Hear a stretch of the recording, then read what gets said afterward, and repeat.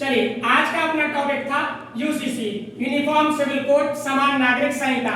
आजादी के बाद पहली बार उत्तराखंड राज्य सरकार ने इसको लागू किया है, ठीक है। और आजादी के पहले गोवा पुर्तगाली अधिनियम 1867 का जो ब्रिटिश बना के गए थे वो लागू था गोवा में। आजादी के बाद पहली बार कहां पे? उत्तराखंड में। चलिए इसके कुछ क्वेश्चन अपन तैयार करते हैं। चलिए भावना आप ये बताइए कि जो यूसीसी उत्तराखंड में लागू हुआ है, पहले तो आप ये बताइए कि उत्तराखंड में किन पर लागू नहीं होगा?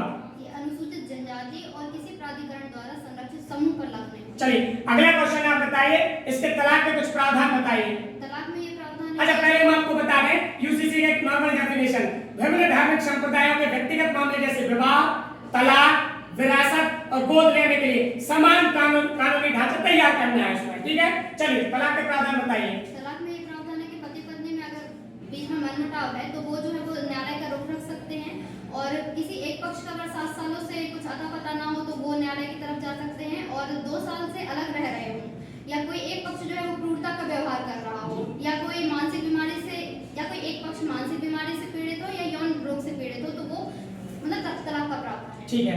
इसमें बहुविवाह का क्या प्रावधान था? इसमें बहुविवाह और द्विविवाह इनको मान्यता नहीं दी गई है, प्रतिबंधित कर दिया गया। और लिव इन रिलेशनशिप को मान्यता है। लिव इन रिलेशनशिप पैदा हुए बच्चों के लिए उनके लिए भी मान्यता प्राप्त है। चलिए बेटा आप बताइए कि लिव इन रिलेशन में यदि कोई बच्चा रह रहा है, मतलब लड़के लड़की रह रहे हैं, तो इसमें क्या प्रावधान थे? जो भी युवक एवं युवती जो लिव इन रिलेशनशिप में रहते हैं 1 माह से ज्यादा, 1 माह बिना सूचित किए, उनके लिए 3 माह की सजा एवं 10,000 का जुर्माने का प्रावधान है यदि वो रह रहे हैं। और इसमें अवैध से लोग रह नहीं सकते हैं ना, ठीक है, इसमें अलग प्रावधान थे। चलिए बेटा अगला आप बताइए हिंदू विवाह अधिनियम कब आया? 1955, ईसाई विवाह अधिनियम 1936, ईसाई और ईसाई 1872 था, ठीक है। और पारसी विवाह अधिनियम 1937, और मुस्लिम पर्सनल लॉ 1937। और गोवा में किस वर्ष का लागू है?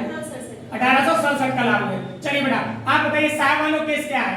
साहबानो केस ये 1985 में हुआ था, और ये साहबानो को गुजारा भत्ता देने से संबंधित है। सुप्रीम कोर्ट ने स्टेटमेंट दिया। सुप्रीम कोर्ट ने स्टेटमेंट। चलिए अगला इसमें आप ही बताइए कि सरला मुद्गल बनाम भारत संघ क्या है? इसमें ये है कि 1955 का जो हिंदू विवाह अधिनियम है उसके तहत कोई भी व्यक्ति हिंदू विवाह को शून्य किए बिना इस्लाम धर्म अपनाकर दूसरा विवाह नहीं कर सकता। नहीं कर सकता।